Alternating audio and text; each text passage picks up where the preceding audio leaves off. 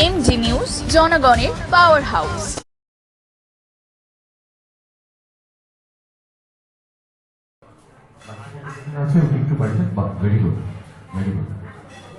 অনেক অনেক ধন্যবাদ নীলিমা দিকে। একবার জোরে হাততালি মাননীয় কর্মাধ্যক্ষ হাবড়া 1 নম্বর পঞ্চায়েত সমিতি মাননীয় নীলিমা মল্লিক। এবং আপনারা সকলেই জানেন আপনাদের এই সংগঠন তৈরি করা হয়েছে। আমরা পশ্চিমবাংলার বিভিন্ন জেলার গ্রামীণ স্বাস্থ্য পরিষেবক বা যেটা বলা হয় রুরাল হেলথ প্র্যাকটিশনার, তারা দিবারাত্রি সাধারণ মানুষের স্বাস্থ্য পরিষেবা দিয়ে আসছি। আমাদের কিছু সুবিধা অসুবিধা এবং দাবি দেওয়া নিয়ে আমরা এক ছাতার তলায় এসেছি। সেইটিরই নাম হচ্ছে progressive rural medical practitioners welfare association. মূলত কি দাবি রয়েছে? আমরা চাই সরকারি প্রশিক্ষণ এবং বিজ্ঞান উন্নত স্বাস্থ্য পরিষেবা যাতে আমরা গ্রামাঞ্চল তথা জনসাধারণ মানুষের কাছে পৌঁছে দিতে পারি, তার একটা ধারাবাহিকতার প্রশিক্ষণ এবং পরিচয়পত্র। আপনাদের অনেকেরই তো সার্টিফিকেট নেই চিকিৎসা করার, সেক্ষেত্রে আপনাদের কি চিন্তা ভাবনা রয়েছে এটা নিয়ে? সরকারি প্রশিক্ষণ দিয়ে আমাদেরকে প্রশংসাপত্র বা সার্টিফিকেট দেওয়া হোক, আমাদের সেইটাই দাবি। সরকারের কাছে এখনো আবেদন করেছেন এই বিষয়ে? হ্যাঁ, 2015 সালের নভেম্বর মাসে সরকারের প্রতিটি ব্লক স্বাস্থ্য আধিকারিকের নিকট আমাদের নাম নথিভুক্ত হয়েছে। কি আবেদন রয়েছে মূলত সরকারের কাছে? সরকারের কাছে আমাদের এইটাই আবেদন, আমাদের যে পেশা সেই পেশার স্বীকৃতি দিয়ে এবং জনসাধারণের কাছে আরও উন্নত বিজ্ঞানসম্মত স্বাস্থ্য পরিষেবা যাতে দিতে পারি তা নিরন্তর প্রশিক্ষণ আমাদেরকে দেওয়া হোক। করোনা পরিস্থিতি বা বিভিন্ন সময় দেখা গেছে গ্রামীণ চিকিৎসকরা একটা ভরসা, হয়তো তাদের সার্টিফিকেট নেই কিন্তু ভরসা দিয়েছে, সেক্ষেত্রে আপনারা কীভাবে পরিষেবা দিয়েছিলেন সেই সময়? আমরা জীবনের ঝুঁকি দিয়ে মানুষের দিবারাত্রি পরিষেবা দিয়ে গেছি। সার্টিফিকেটটা বড় কথা নয়, অভিজ্ঞতাই হচ্ছে বড় কথা। আমরা যা সীমাবদ্ধ জ্ঞান আমাদের মধ্যে রয়েছে সেইটুকুর মধ্যেই আমরা কোভিডের সময় মানুষের কাছে স্বাস্থ্য পরিষেবা পৌঁছে দিতে পেরেছি। কী নাম আপনার? আমার নাম বিশ্বদেব কুমার, এই সংগঠনের আমি সেটেলার। দেখুন, প্রশাসন আমাদেরকে সর্বপ্রকারের সহযোগিতা করে।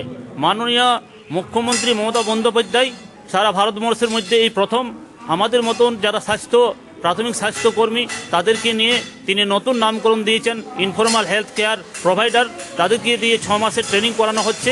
কিন্তু আমরা চাইছি এই 6 মাসের যে প্রশিক্ষণ, সরকারি প্রশিক্ষণ, তাতে একসাথে সব জেলায় সব ব্লকে হোক, তাতে সবাই একটা উপযোগী এবং সঠিক সময়ের মধ্যে সেই প্রশিক্ষণটা লাভ করতে পারে।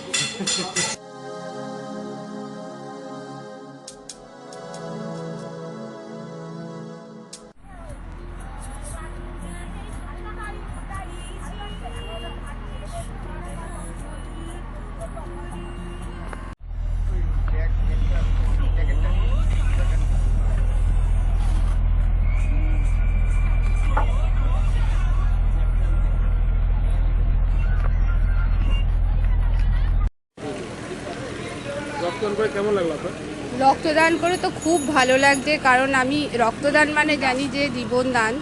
তাই যদি আমার এই রক্তদানের জন্য কোনো একটা প্রাণ বাঁচতে পারে তাহলে আমি নিজেকে কিছু হলেও নিজেকে ধন্য বলে মনে করব। তাই আমি সবাইকে অনুরোধও করব, এই যে শুভ জাগ্রত ক্লাবের 50 বছর পূর্তি উপলক্ষে যে ব্লাড ডোনেশন ক্যাম্পের আয়োজন করা হয়েছে, এগিয়ে আসুন, এখনও অনেকটা সময় আছে, তাই আপনারা এগিয়ে আসুন। হাবড়া অশোকনগরের সকল মানুষকে আমরা ইংরাজি নববর্ষের প্রীতি শুভেচ্ছা এবং অভিনন্দন জানাই। আমাদের শুভ জাগ্রত সংঘের সুবর্ণ জয়ন্তী বর্ষ উৎসব, সেই উপলক্ষে আমরা 19, 20 এবং 21শে জানুয়ারি বিভিন্ন রকম কর্মসূচি নিয়েছি এবং যার আজকে প্রথম দিন। আজকে আমাদের স্বাস্থ্য শিবির চলছে এবং একদিকে রক্তদান শিবির চলছে।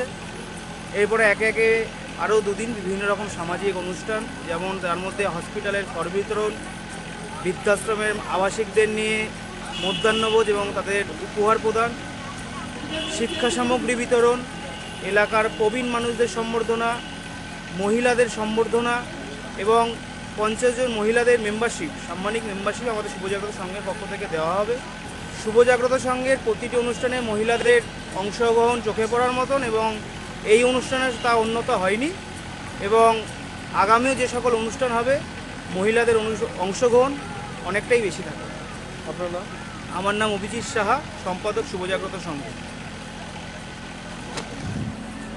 মহিলা